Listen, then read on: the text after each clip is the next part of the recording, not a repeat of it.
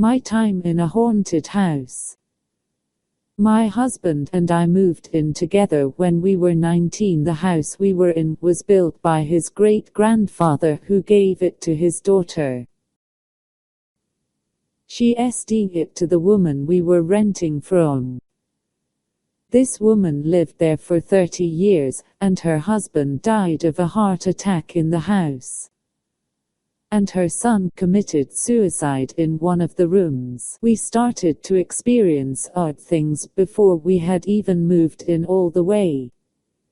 He was gone to get furniture, and the only thing we had in the house was a single chair. I was in this chair, waiting for him to return, and I heard and felt the shaking from something heavy crashing down and glass shattering. Nothing in the house was amiss. So I assumed it was something in the attic that was left behind and not stacked well. Lo and behold, the attic was completely empty. The noises continued the 3 years we lived there. We would be awakened at night to voices that had no source. Doors would randomly open and slam shut. One night, I was at work and my husband called me very angry. He thought I was playing a joke on him because he left the house and turned off all the lights and locked the doors.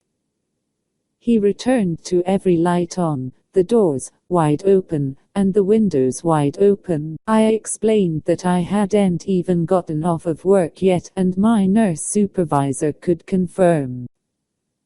The rocking chair would rock by itself in an empty room.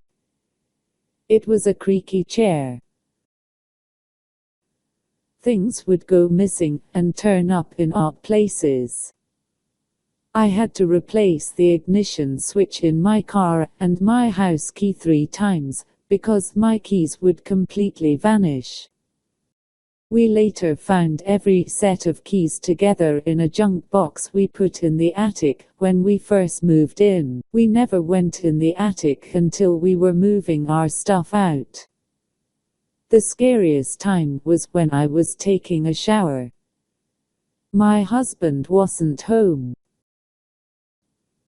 We had a shower curtain that you could see through, but it was made to look foggy, so you could only see silhouettes, not a clear view. While in the shower, I heard loud footsteps that sounded like my husband's because he wore very heavy work boots. Through the curtain, I could see a silhouette of a man in the doorway. I assumed it was my husband and started talking to him, but never got a response, and he walked away. When I got out of the shower, my husband wasn't home, so I figured he went to get dinner because I hadn't cooked. When he got home, I asked him why he didn't respond when I was in the shower, and he insisted he had only just gotten home, nobody was there with me. After that, I insisted we needed to move, and we did.